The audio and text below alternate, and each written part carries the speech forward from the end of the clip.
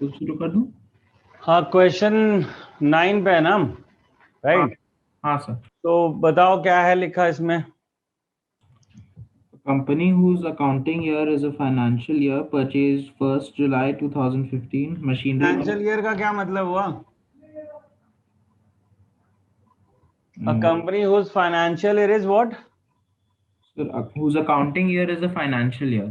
So that would mean March ending हुआ ना। Financial year तो उस बेसिकली जो जिस कंट्री में हो उसका जो प्रोसेस ऑफ अकाउंटिंग का जो भी ईयर डिसाइड हुआ है वही होता है फाइनेंशियल ईयर। सो इंडिया के लिए तो ये मार्च 31 हुआ। फिर आगे क्या है? It further purchased machinery. अभी फिलहाल कौन सी मशीन कौन सी डेट पे खरीदी है? सर 1st जुलाई 2015 पे एक मशीन खरीदा है। सो 2015 जुलाई 1 पे हमने मशीन खरीदी है। So that becomes to bank M1 कितने की है ये मशीन? 30,000। 30,000। एंड नीडलेस टू से मैं ऊपर की वो पर्टिकुलर्स वगैरह भी अवॉइड कर रहा हूँ, वो आप लोग अवॉइड नहीं करोगे, ठीक है ना? सो 30,000 के खरीद रहे और हमारा कौन सा ईयर चल रहा है अभी? 2015-16। तो 15-16 रिलेटेड कोई और है हमारे पास कहानी कि खत्म हो गई 15-16 की कहानी? अगली मशीन कौन सी डेट पे परचेज करी है आपने? Sir 1st January 2016। So does it fall under this year और नॉट? हाँ सर। तो इसी ईयर फॉल करेगी ना। Jan 16 इधर ही आता है, मार्च तक तो इधर ही है। तो Jan 1 को हमने एक और खरीदी तो टू बैंक हो गया कितने का? सर 20,000। सो 20,000 की दूसरी खरीदी हमने। So now is there anything for 2015-16? कुछ और है? नहीं सर, और कुछ नहीं है। और कुछ नहीं है। तो और कुछ नहीं है इसका मतलब अब हम स्टार्ट करते हैं अपना डेप्रिसिएशन का काम, क्योंकि ये ईयर तो हो चुका है क्लोज हमारे लिए, ठीक है? सो 2015 मार्च 31 हम यहाँ पे करेंगे by bank, oh sorry, by depreciation for M1 and M2, ठीक है, अलग से, क्योंकि दो मशीन हो चुकी है हमारे पास। तो bye depreciation for M1 and M2, but the process would remain same कि सबसे पहले हम इनके एनुअल डेप्रिसिएशन फाइंड आउट करेंगे। सो एनुअल डेप्रिसिएशन फॉर M1 कितनी होगी? So that's 30,000। Rate of depreciation given है sir. What is the rate of depreciation? कितना है विराज? एक सेकंड सर। कितना बड़ा? 10% पर आना। तो साल का तो 3,000 ही हो गया ना। अब हमें ये 3,000 तो फिक्स है ईयर का, but we have to see the year of purchase. हमने खरीदा कब है? हमने जुलाई पे खरीदा है। तो फॉर 2015 एंड 16 आपको इसे कैलकुलेट करना पड़ेगा कितने महीने का? Sir 9 months। Great. So 9/12 that's 2250, ठीक है? क्योंकि हमने जुलाई में खरीदा है तो जुलाई टिल मार्च। सो 9 मंथ्स का ये हो गया 2250 इस साल 3,000 नहीं लग सकता, राइट? क्योंकि हमने खरीदा बीच में, स्टार्ट डेट पे नहीं है। अब दूसरे का भी निकालते similarly, that is annual depreciation M2 का निकालते हैं। कितना है उसका वैल्यू? 20,000 की वैल्यू है, 10% हो गया 2,000। ये तो अगर पूरे साल इस्तेमाल किया होता हमने, तो हमने पूरा साल इस्तेमाल किया है क्या? नहीं। तो हमने कितने महीने इस्तेमाल किया? हमने 3 महीने इस्तेमाल किया है। हाँ सर। तो फॉर 2015 एंड 16 आप 2 महीने के लिए निकालोगे, यानी सॉरी 3 महीने के लिए 2,000 into 3/12 that's 500। That would be the depreciation for the current period. तो ये 500 रुपए का डेप्रिसिएशन आ गया, 2750 डन। तो ये डेप्रिसिएशन का प्रोसेस समझ में आ गया कि डेट पे कितना डिपेंडेंट है, ठीक है? अब देखो क्लोजिंग डेट पे आना है, सेम प्रोसेस वापस, that is balance brought down, sorry, carried down, that is how much? M1 और M2 का निकालना है। M1 का कैसे निकलेगा, this minus this, so that is 27750। M2 का this minus this, that is 19500। और हरदम ये अलग अलग निकालने हैं, इस बात का स्पेशली ध्यान रखना, ठीक है। तो ये हो गया 47250, ठीक है। अब इसे हम करते हैं close and obviously it should match both the sides. तो ये 1 साल खत्म हो गया। कितने साल का करने को कहा है इन्होंने विराज? एक सेकंड। ऑब्वियसली 3 years नॉर्मली कहते हैं, क्योंकि सेल का ईयर क्या है, what is the day of sale. इसके बाद क्या लैंग्वेज है आपके पास? So on 1st April 2017, one third of machinery installed became that is on 1st April 2017, मतलब हाँ सर। अभी 2016-17 जब खत्म होगा तो आएगा तुम्हारा 1st April 2017। इस साल के खत्म होने के जस्ट अगले साल की बात कर रहे हो, अगले साल के स्टार्ट पॉइंट की बात कर रहे हो बेसिकली। तो अभी तो 1 साल का और करना है हमें। और इस ईयर कोई और एक्टिविटी तो हुई नहीं है विराज 2016-17? नहीं सर। मतलब no sale no purchase in this year, so we will carry forward the things and move with the existing machines only. जो एग्जिस्टिंग मशीन है उसी के साथ चलना है हमें। सो 2016 April 1 को ये बैलेंस हम लेके आते हैं, that is to balance sir brought down. हाँ सर जी, एक मशीन खरीदा है। 1st October 2016 10,000 के लिए एक मशीन खरीदा है। जब खरीदा तो उसे पहले बताएगा ना, तो सीधा सेल वाली डेट पे चला गया। You should go line by line ना। चलो कोई नहीं। सो M1 M2 हमने खरीदी है यहाँ पे। ये जो वैल्यू है पुरानी कैरी फॉरवर्ड ये हो गई। इसके बाद ये कह रहे हैं हमने एक और मशीन खरीदी। तो अगर हमने एक और मशीन खरीदी, कौन सी डेट पे खरीदी है सर? 1st October 2016। तो October 1 को हमने M3 और खरीदी है। कितने की खरीदी है? सर 10,000। 10,000 की खरीदी है। तो इसका मतलब इस साल 3 मशीन डेप्रिशिएट होगी, क्योंकि सेल तो कुछ भी नहीं हुआ है, पुरानी 2 है और नई 1 आई है और, राइट। हाँ sir. Let's see how. So again 2017 and पे जाएंगे, March 31st। इस साल लगाएंगे bye depreciation on M1 M2 and M3, ठीक है। कितनी लगेगी? M1 M2 के लिए तो टेंशन नहीं है ना, इनके तो साल की हम निकाल के बैठे हैं, क्योंकि इस बार तो पूरे साल इस्तेमाल हुआ है। तो 3,000 और 2,000 ये तो डायरेक्टली आ गए ना M1 और M2 का। इनको तो ईयर के बिगनिंग से इस्तेमाल कर रहे हैं। M3 की स्टोरी नहीं है तो उसको भी स्पेस देते हैं, लाइक एनुअल डेप्रिसिएशन M3 का निकालते हैं। कितना निकलेगा ये? 10,000 की हमने खरीदी है, 20% साल भर का, तो सॉरी 10% साल भर का तो 1,000 होता है। बट इस साल फिर हमने अक्टूबर में खरीदी है, तो फॉर 2016-17 जिस साल में हम हैं उस साल के लिए होगा 6 महीने का, अक्टूबर से मार्च तक का। तो 6/12 दिख रहा अक्टूबर। सो 500 रुपए इस साल लगेंगे इस पे डेप्रिसिएशन। सो बेसिकली इस बार भी इस पे साल भर की लग नहीं सकती, क्योंकि अक्टूबर का थर्ड का लगा 500 का। सेम प्रोसीजर है, चाहे कोई मशीन चला लो, प्रोसीजर तो सेम चल रहा है ना। अब ये साल हो गया खत्म। सो 2018 पे, सॉरी 17 पे है। So let's put it as March only. अब हमारा आ गया by balance carried down, that is M1 M2 और M3। अब तीनों ही है हमारे पास। तो M1 की वैल्यू कहां से लाओगे? वही 27750 माइनस 3,000, सो 24750, ठीक है। फिर 19,500 माइनस 2,000, दैट इज 17,500, ठीक है। ये हो गया तुम्हारा 17,500। M3 अभी आई है 10 की और लगा डेप्रिसिएशन 500 का, तो 9,500। So that is the total, ठीक है। ये टोटल आ गया तुम्हारा।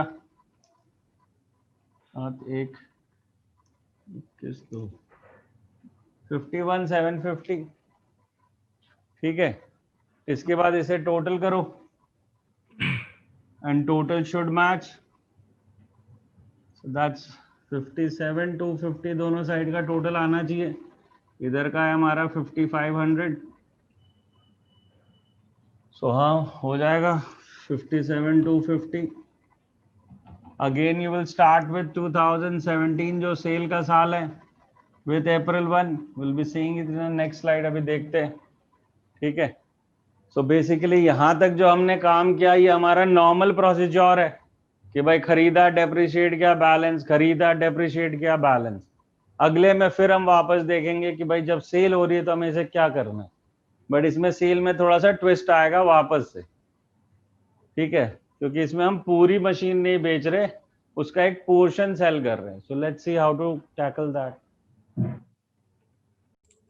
सो this is the third year basically, that is 2017-18 क्या given है तुम्हें? So, on 1st April 2017, 1/3 of the machinery installed on 1st July 2015 became obsolete and was sold for rupees 3,000. हाँ, so basically 2017 में हमने एक मशीन बेची जो M1 का थर्ड पार्ट है, 1/3 पार्ट है, तो हम पूरा M1 नहीं सेल कर रहे, तो इसीलिए अब स्ट्रैटेजी में थोड़ा चेंज आया, ठीक है ना, कि April 1 को हम सेल तो कर रहे हैं बाय बैंक, कितने की सेल करी है? 3,000. M1 का 1/3 सेल किया है 3,000 का, ठीक है। तो अब जो हमारी कैलकुलेशन होगी वो थोड़ी डिफरेंट होगी, क्योंकि यहाँ स्टोरी क्या है कि M1 का 1/3 तो चला गया है, पर M1 का 2/3 बचेगा, पूरा पोर्शन नहीं गया ना। This fraction could be anything in the question, so we will have to start the calculation from the start. So मतलब जब से खरीदी है तब से, सो कैलकुलेशन ऑफ प्रॉफिट और loss on sale of M1, और इनफैक्ट M1 1/3, जो 1/3 बेचा है उसका प्रॉफिट या लॉस निकालना है, ठीक है।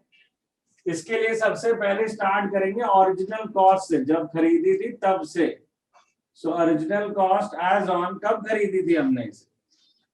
ये जो पहली वाली है हमने शायद 1 जुलाई को खरीदी थी ना, 1 जुलाई 2005 को खरीदी थी, है ना। So that's 1st July 2015, sorry, 1st July 2015 को खरीदा है। Okay.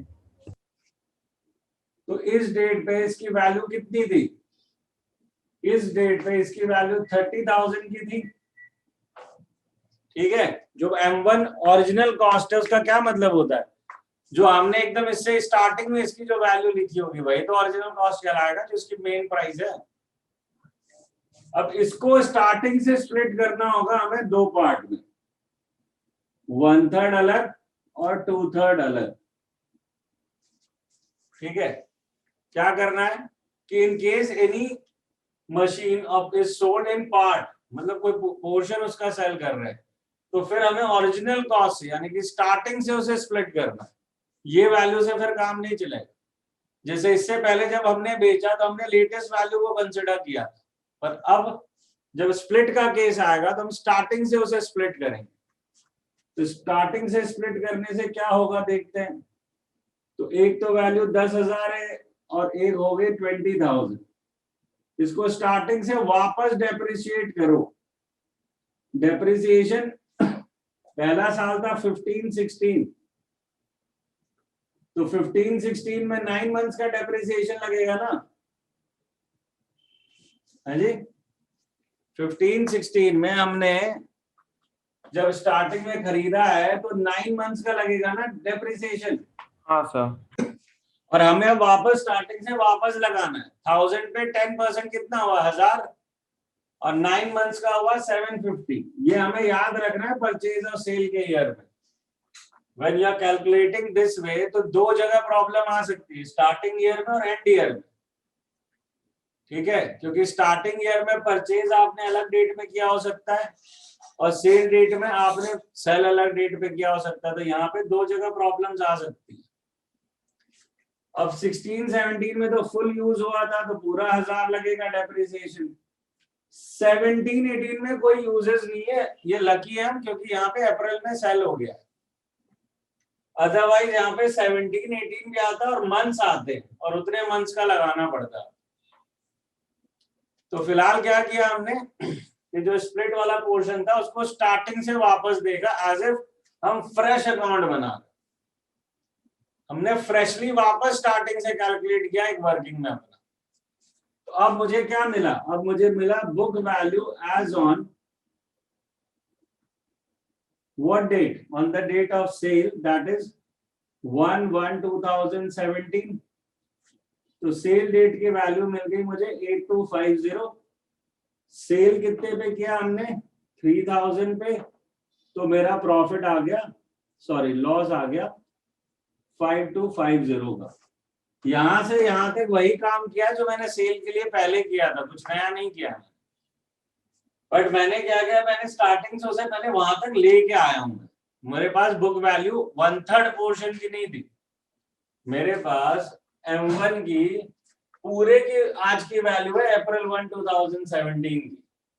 मुझे चाहिए थी बुक वैल्यू 1/3 की, वो मैं निकाल के वापस लाया, ठीक है, और उससे मैंने प्रॉफिट लॉस निकाल लिया। तो अब ना I put this profit loss, extra depreciation तो है नहीं, I'll put the loss here on April 1, that's by profit and loss account, that is loss 5250।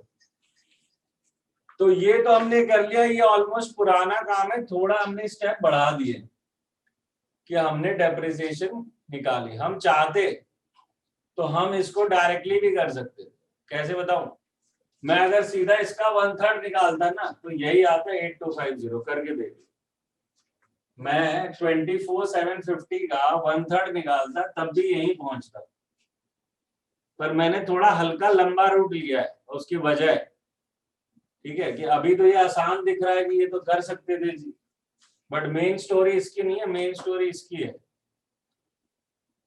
इसीलिए स्प्लिट जरूरी है कि ये जो 20,000 है ये तो पड़ा है, इस पे डेप्रिसिएशन कैसे लगाओ, तो 15, 16, 16, 17 और 17, 18 भी लगेगा इसका, ये तो 17, 18 पे भी है, और 15, 16 का फिर से इस पे भी 9 मंथ्स का ही लगना है ना, 15, 16 का इसका भी 9 मंथ्स का ही लगना है। तो 15, 16 का 9 मंथ्स का कितना होगा इसका 1500, और बाकी टाइम का 10% 2000 होगा। इस साल भी पूरा ही लगेगा ना ये डेप्रिसिएशन। जो 2/3 पोर्शन तुम पे बच गया है वो तो जैसे चल रहा था वैसे ही चलेगा ना। तो 2/3 पोर्शन में 20,000 है, जिसका पिछला डिस्काउंट 2 साल का ये रहा होगा, और करंट ईयर में अभी फिर 2,000 लगेगा। तो जो क्लोजिंग वैल्यू आएगी इसकी वो आएगी 14,500, that is book value on 31/3/2018। हमने क्लोजिंग वैल्यू निकाल ली, या कह लो हम बैलेंस कैरेट डाउन निकाल चुके हैं 2/3 का। ये सबसे इंपॉर्टेंट एस्पेक्ट है जिसके लिए मैंने इतनी मेहनत की है। ये जो एस्पेक्ट है ना, ये सबसे इंपॉर्टेंट एस्पेक्ट है, क्योंकि मैं इन दो वैल्यू के लिए, क्योंकि ये दो वैल्यू अगर मैं इस तरीके से नहीं निकालूंगा ना तो मेरे लिए बहुत कॉम्प्लिकेटेड है इसमें से 2/3 का कैलकुलेशन फाइंड आउट करना। So this is a organised way to find कि भैया अगर स्प्लिट सेल हो रहा है तो सीधा स्टार्टिंग से वापस काम करना शुरू कर। पूरा कैलकुलेशन हमने ऑलमोस्ट दोबारा किया है M1 के लिए। अगर इनको जोड़ोगे तो देखोगे M1 की दिखेगी डेप्रिसिएशन कैसे, 10 + 20, देखो M1 का वहां 30 दिख रहा होगा, उस पहले साल का डेप्रिसिएशन 750 + 1500 2250 दिख रहा होगा, दूसरे साल का डेप्रिसिएशन 3000 दिख रहा होगा। अब तीसरे पे हम खड़े हैं, ठीक है, तो सेल की हमने कर ली, ये हमने किया ताकि हम जो 2/3 पोर्शन बचा है उसको दिखा सके। Now this year is over, 2018 is over, तो 2018 मार्च 31 को आएंगे तो लिखेंगे बाय डेप्रिसिएशन और अब क्या क्या है मेरे पास, M1 2/3 बचा हुआ है ना मेरे पे, M1 पूरा तो नहीं किया ना, M1 तो 1/3 बेचा था मैंने, तो M1 2/3 बचा हुआ है मेरे पास, उस पे कितनी डेप्रिसिएशन है, ये काम मैं ऑलरेडी कर चुका हूं कि M1 2/3 पे इस साल 2000 का डेप्रिसिएशन लगेगा। ये कहानी मैं ऑलरेडी निकाल चुका हूं यहाँ पे कि 2000 लगेगा। M2 और M3 वो तो फिक्स है कि M2 पे लगेगा तुम्हारा 2000 का डेप्रिसिएशन और M3 पे 1000 का, ये तो पुरानी कैलकुलेशन पे बेस्ड है, जो भी उसकी ओरिजिनल कॉस्ट है उस पे चलेगा डेप्रिसिएशन। नाउ ये तो हो गए 5000। कहानी अब दूसरी, that is March 31st by balance carried down, that's for again M1 2/3 part, किसका किसका है, M1 का 2/3 है, M2 है और M3 है। और ये जो हमने यहाँ स्मार्टनेस दिखाई है इसकी वजह से ये फिगर भी मुझे डायरेक्टली मिल गया, क्योंकि March 31st का ही फिगर मैंने यहाँ निकाला है। मैंने इस साल की भी डेप्रिसिएशन लगा दी थी रिमेनिंग पोर्शन में, तो मुझे बैलेंस कैरेट डाउन मिल गया। नहीं तो बहुत कॉम्प्लिकेटेड होता है इन चीजों को फाइंड आउट करना। ठीक है, तो हमने 2/3 का हिसाब भी अलग से पूरा कैलकुलेट करके रखा हुआ है। M2 का हो गया फिर से M2 का हो गया 15,500, M3 का हो गया 8,500। So that's done. तो ये वैल्यूज बची हैं, and again by after completing it your duty would be there, जो भी टोटल है वो तो डालोगे, एंड टोटल डालने के बाद लास्टली आपको बैलेंस कैरेट डाउन वापस दिखाना है एग्जाम सिचुएशन में, that is 2000 April 1 to balance brought down M1 M2 and M3 and so on। ये पोर्शन आपको फिल करना है, वापस रिपीट करना।